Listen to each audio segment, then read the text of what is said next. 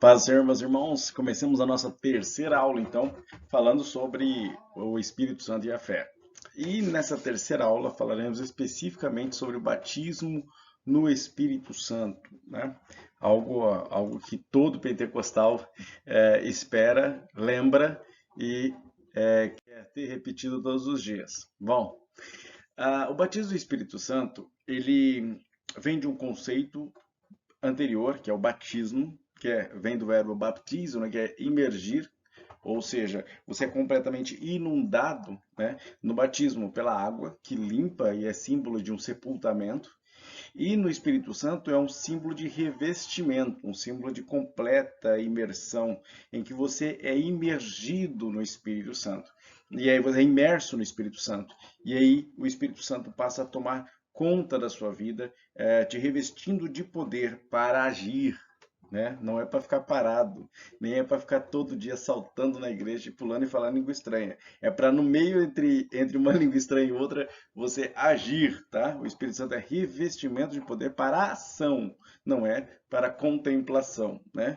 Tem muita gente que infelizmente acredita no batismo do Espírito Santo apenas como uma contemplação. Então eu fui batizado, vou ficar só dando glória e não fazer nada no reino de Deus. Não é bem assim, tá bom? O batismo do Espírito Santo é promessa e ele o objetivo dele é exatamente que nós possamos agir dentro do reino. E é ele quem faz, ele faz parte daquele complexo de atributos, de dons, de força, de capacitações que o Espírito Santo dá à igreja e também ao crente. Lembra da aula passada? Nós falamos sobre isso? Então, é exatamente isso. O Espírito Santo, o batismo do Espírito Santo é esse poder dado ao crente e também à igreja de Cristo para poder expandir o reino, para poder pregar, para poder fazer sinais e maravilhas como Cristo prometeu e para propagar o reino de Deus com mais velocidade e força, com demonstração de força e poder. São as nossas armas espirituais contra o império da maldade. Bom, então o cumprimento desse batismo ocorre após Cristo haver feito a promessa, né? Lá nos capítulos finais de Lucas, nós temos os capítulos finais de Mateus, Jesus fazendo a promessa do batismo do Espírito Santo, principalmente em Lucas. Lucas então escreve Atos dos Apóstolos para completar esse registro e aí afirma no capítulo 2 a conclusão e o cumprimento dessa promessa. Jesus manda que os discípulos fiquem em Jerusalém até que sejam revestidos do alto. Demora-se 10 dias em oração, se nós cogitarmos aí que Paulo está se referindo a esses irmãos quando fala dos 500 que viram Cristo subir, nós temos 500 irmãos que ouviram esta palavra, cerca de 500 pessoas, 380 abandonam o barco, né? 380 deixam de lado e não aguentam esperar 10 dias em oração, não aguentam fazer uma campanha de 10 dias de oração, né? E aí nesse meio ficam quase 120 irmãos no cenáculo esperando. Quando se completa o período de Pentecostes, que é uma festa judaica, fogo do céu literalmente desce em forma de línguas repartidas como de fogo, tocam os discípulos e eles passam a falar em línguas. Naquela época havia diversas nações em volta numa festa, porque era um ponto turístico, era uma festa turística, né? Milhares de pessoas, quase 1 milhão de pessoas ficavam em volta de Jerusalém na época da Páscoa, dentro de Jerusalém também. E nos períodos posteriores, nos dias posteriores, também circulavam ali pelas festas. E havia muita gente lá de várias regiões do mundo. E começam a ouvir aquelas pessoas falando em línguas estranhas, tomadas pelo poder do Espírito Santo, né? Sendo cheias do Espírito Santo e falando de Deus em suas próprias línguas, como se fossem nativos, né? Nós temos aí a xenolalia, né? As pessoas falando em outras línguas e línguas que foram compreendidas por aquelas nações e eles então perceberam que havia algo de sobrenatural acontecendo.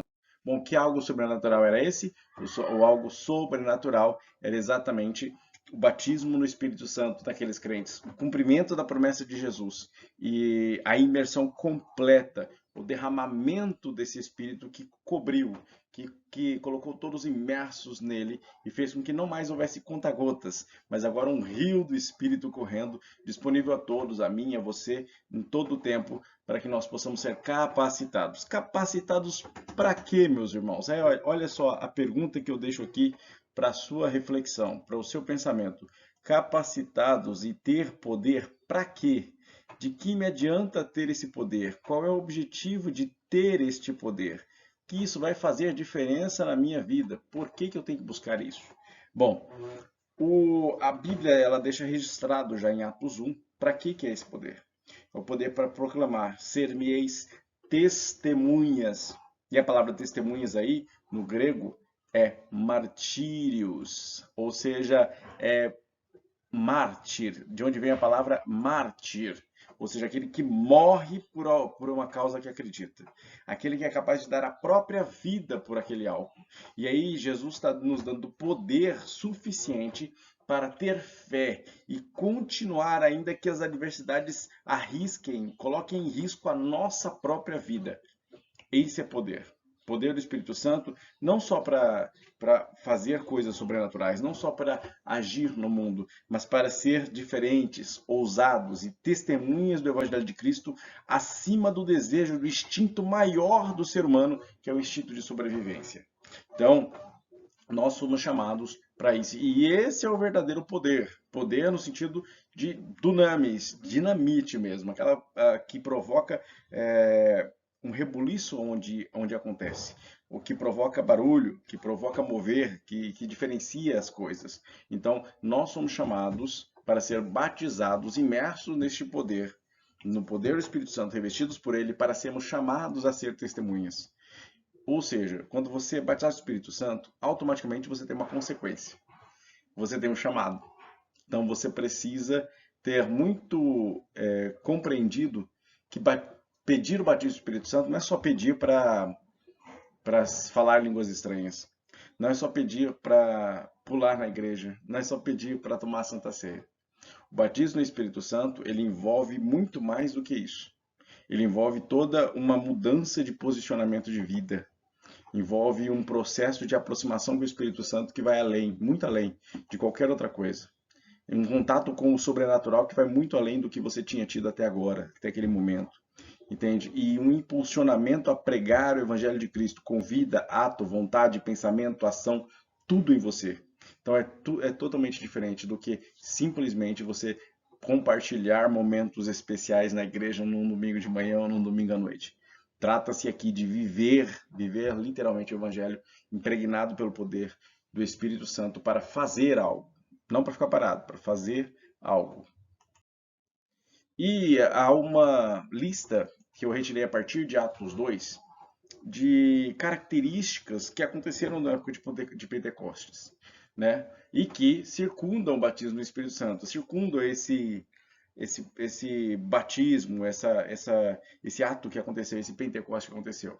A primeira coisa que acontece, que nós podemos verificar, está no próprio texto de Atos, capítulo 2, versículo 1. A união é essencial para que haja realmente manifestação do poder do Espírito. Nós não podemos acreditar que o Espírito opera onde há desunião. É uma característica essencial que haja união para que o poder do Espírito aconteça, para que o Pentecostes aconteça. Estavam todos concordemente em um só lugar, estavam unidos em um lugar em oração. E a partir desta união, o Espírito Santo vem. E aí, meus irmãos, logo depois nós temos uma outra característica do Pentecostes, que é a imprevisibilidade. Ninguém pode prever a hora que vai acontecer. Ninguém pode chamar o Espírito e ele atender conforme a vontade da pessoa. Não. O Espírito, as coisas espirituais acontecem de repente, acontecem no momento em que nós muitas vezes nem esperamos. Eu fui batizado com o Espírito Santo numa reunião de oração, foi de repente, né? Não foi planejado, não foi nada disso. Então, você precisa perceber que o Espírito Santo, característica do Espírito Santo, do Pentecostes, é essa imprevisibilidade. Na hora em que ele quiser realmente fazer, ele vai fazer. Nós temos relatos aí dos irmãos que são batizados no Espírito Santo no ônibus, no meio da rua, em tantos lugares, porque o Espírito Santo ele é imprevisível, não é a gente que prevê. Uma terceira característica que a gente pode observar aqui, ó, é a universalidade, ou seja, todos são chamados a receber. Não é só para uma classe especial de crentes, não é só para aquele que jejua, não é só para aquele que ora 10 vezes por dia. Não, o Espírito Santo, ele está disponível a todos nós, a cada um de nós. Porém, perceba, olha só, perceba que aqueles 500 irmãos que ficaram esperando, 380 abandonaram o barco. Os 120 que ficaram, esses são aqueles que foram atingidos. Estava disponível a todos, porém nem todos aproveitaram. Entende? Então é preciso que nós busquemos esse Espírito, porque ele está disponível a cada um de nós. Ele não faz acepção de pessoas, mas é preciso que nós o busquemos. E uma outra característica, uma quarta característica também, está na exclusividade. Conforme o Espírito Santo concedia que falasse, em Atos 2:4. Ou seja, é como o Espírito Santo determina, viu? Não é como a gente quer, não é como a gente deseja, não é no nosso jeito, é do jeito dele. Tá? É conforme o Espírito Santo quer conceder. Então não é eu falo a língua do tal, eu falo a língua do tal. Não, não, não, meu filho. Você fala a língua que o Espírito Santo conceder para você na hora. Se o Espírito Santo quiser mudar totalmente a língua que você estava falando, você fala outra, né? Nós temos um caso, por exemplo, de a pessoa fala uma língua estranha no culto avivado, e de repente, num momento específico de uma pregação, ela é chamada a falar uma outra língua, porque existe alguém lá no meio do povo lá que fala aquela língua como língua nativa. E aí aquela pessoa recebe o evangelho, recebe a notícia do evangelho, recebe Cristo por causa dessa propagação, feita nesta língua que é nativa, porque o Espírito Santo quis usar, do jeito que ele quis usar. Então, não tem nada a ver conosco. É ele quem determina. Não é eu que vou fazer a campanha certa para aquele dia certo, X marcado, encontro, hora, dia, minuto, para que o Espírito Santo me batize. Não, é como ele quer, é como do jeito que ele quer. Então não podemos tentar aí colocar uma coleira no Espírito Santo. Essa não é a nossa capacidade, nem é o que a Bíblia nos ensina. Atos 2 nos mostra isso. Atos 2 também, 5 e 7, vão falar sobre a visibilidade como característica do Pentecostes. O Pentecostes é visível, meu irmão. Se o fogo pega, você vai sentir, você vai ver. As outras pessoas vão ficar perturbadas diante disso. As coisas vão ser evidentes. As pessoas vão observar e vão perceber que ela é visível. Todos vão se espantar, todos vão se maravilhar, porque realmente o poder de Deus está caindo. Porém, isso não pode ser confundido com bagunça, tá bom? Isso não pode, o fato de o Espírito Santo realmente maravilhar as pessoas não pode fazer com que elas sejam pasmadas no sentido negativo da coisa.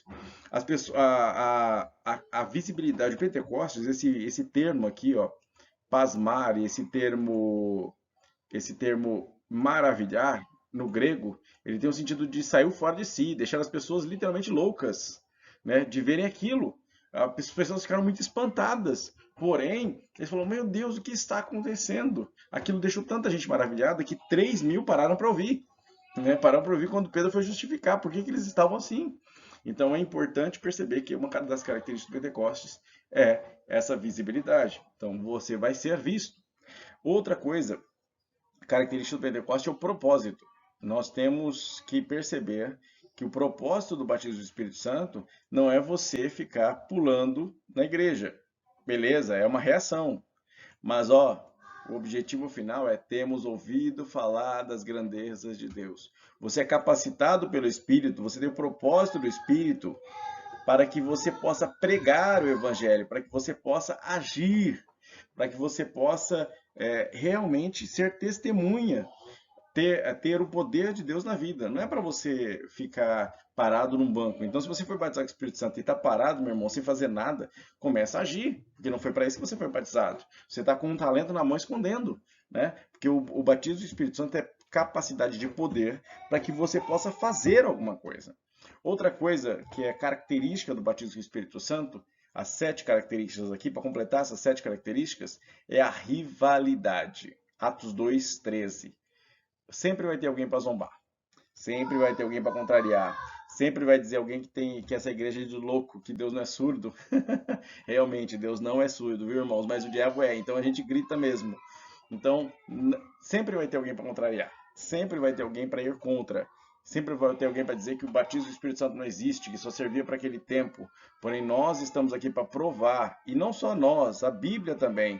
Né? Nós temos aí o Pentecostes Efésio, o Pentecostes Gentil, né? Em Atos há outros episódios de Pentecostes. Por quê? Porque o Espírito Santo não parou de agir e não vai parar de agir até o dia em que Cristo voltar. A gente precisa estar ciente, claramente ciente, de que o Espírito Santo ainda opera, ainda batiza com o Espírito Santo. E ainda há esses 7 sinais aí evidentes, tanto no Pentecostes original, em Atos 2, mas também está acontecendo nos nossos dias. Nós também experimentamos o nosso Pentecostes. Nós também buscamos avivamento nas nossas igrejas, de forma que nós possamos receber do Espírito Santo, estas 7 características aí, que aconteça na nossa igreja, o que aconteceu também no cenáculo lá em Atos 2, tá bom? E uma coisa que me chama a atenção e que eu acho importante, porque foram, além de tudo, foi dito por 2 grandes expoentes da teologia, é o caso de a relação entre o Espírito Santo, o Pentecostes, e Babel. Nós temos 2 episódios paralelos na Bíblia. Assim como eu falei para vocês na aula passada, que a ida de Jesus para o deserto, ser tentado durante 40 dias, lembrava os 40 anos do deserto de Israel. Israel falhou, Israel perdeu, e Jesus ganhou nessa disputa no deserto durante 40 dias. Quando Jesus mostra, olha, onde Israel falhou, eu venci, né? Eu venci o mundo, não tenho medo, porque eu venci o mundo. Vocês falharam no Antigo Testamento, mas eu venci. Então, quando Jesus fala, olha, eu estou vencendo onde vocês perderam, é um paralelo. A mesma coisa acontece em Babel e Atos 2. Em Atos 2, enquanto Babel era confusão de línguas, porque o homem tentava ser igual a Deus, enquanto em Babel houve a confusão de línguas, porque o homem tentava construir algo para parecer-se e assemelhar-se a Deus, né? A uma ação do homem tentando ser Deus. Em Atos 2 acontece o contrário. Acontece uma humilhação em que Deus desce para tocar o homem, né? E aí aquilo que virou confusão, né, que confundiu as línguas e fez com que os homens não se comunicassem, em Atos 2 é revertido, de forma que todos, falando línguas diferentes, foram compreendidos por todos. E sabiam todos que o assunto era um só, falar das grandezas de Deus. Então, nós temos aí as 2 frases maravilhosas. A primeira frase aí de John Stott, né, que vai falar sobre... E a frase de John Stott aí, em Babel, a terra orgulhosamente tentou subir ao céu. Aquilo que a gente acabou de falar. Enquanto em Jerusalém, o céu humildemente desceu à terra. Então nós temos aí essa diferença que houve entre Babel e Atos 2. Outra frase maravilhosa também é dita por Hernandes Lopes. O Pentecostes foi o oposto de Babel. Em Babel as línguas eram ininteligíveis, ou seja, não era possível ser entendidas. No Pentecostes não houve necessidade de interpretação. Todos puderam entender. Em Babel houve a dispersão. No Pentecostes, ajuntou-se todo mundo. Em Babel foi o resultado da rebeldia contra Deus. Pentecostes foi o contrário, foi fruto da oração perseverante a Deus. Os 120 que continuaram ali orando durante os 10 dias. Em Babel, os homens enalteciam seu próprio nome. No Pentecostes, não. Falavam sobre as grandezas de Deus. Então nós temos aí, no Pentecostes, a maravilhosa ação de Deus de reconstruir aquilo que o homem tinha perdido. De ver novamente o homem alcançando Deus, tocando Deus. Mas, na verdade, ainda mais fantástico é que Deus resolveu descer e tocar o homem. Né? Não só o homem tentando por si só chegar a Deus. O homem por si só nunca vai chegar a Deus. Mas é Deus que se revela, se auto-revela e se aproxima do homem. E como é que ele faz isso? Agora, neste tempo, através do Espírito Santo de Deus. Então, o batismo, meus irmãos, para a gente resumir, é o revestimento de poder. Ele acompanha de grandes mudanças na vida. É preciso que essas 7 características apareçam. É preciso que nós mudemos de pensamento, ação, concepção de vida, visão de vida, tudo muda através da ação do Espírito Santo. E o seu elemento, que faz com que nós percebemos um elemento inicial do batismo do Espírito Santo, é esse falar em línguas. É o que a gente chama de glossolalia, ou glossolalia. É falar em línguas. Porém, não é só, não é o único. É o primeiro, é importante, mas não é o único, tá? Tem muito crente falando língua estranha que, para mim, não foi batizado com o Espírito Santo coisa nenhuma. Na verdade, só está inventando uma língua. Por quê? Porque falta o resto. Só falar em línguas não evidencia nada. Você precisa do resto. Se você fala em línguas e aí opera e tem todo o resto, mudança de vida, pensamento, ação, caráter, impulsionamento para a pregação, busca pelo Espírito Santo, busca pela palavra, leitura bíblica aumentada, profundidade de oração aumentada, profundidade de exame da palavra aumentada. Quando tudo isso acontece, aí beleza. Vamos falar em língua, vamos pular pirueta, vamos suar a camisa, vamos correr para lá e para cá, planta bananeira junto com você. Agora, se você só fala em línguas e não faz mais nada, meu irmão, eu, Júnior, não considero você batizado com o Espírito Santo. Então tem que tomar cuidado. É preciso que você, além do falar em línguas, é importante falar em línguas, é inicial, é importante, é evidência, porém não é só. Precisa mais. Precisa do completo, precisa ser completo. Deus não faz nada pela metade. Deus não entrega 1% de espírito para a pessoa fazer. Não. Ele entrega tudo. O Espírito Santo está derramado. Portanto, é preciso. Não houve nenhum desses discípulos que foram atingidos pela Pentecostes que ficaram do mesmo jeito. Compara Pedro antes do Pentecostes e compara Pedro depois do Pentecostes. É outra coisa. É outro Pedro. Então, se o Pentecostes não mudar você como mudou a Pedro, então você não participou do Pentecostes. Tá bom? Você foi lá, assim como se você batizou nas águas e não mudou de vida, esse seu compromisso não é válido. A mesma coisa, se você foi batizado e não mudou, não se encheu de poder, não se impulsionou para fazer mais, então isso também não é válido. Tá bom? Então é uma completude. É tudo, é o pacote completo. Não tem só um pedacinho do pacote, é o pacote completo. Tá bom? E aí temos o falar em línguas nesse papel como ponto principal. E aí a gente vai falar na quarta lição sobre fé.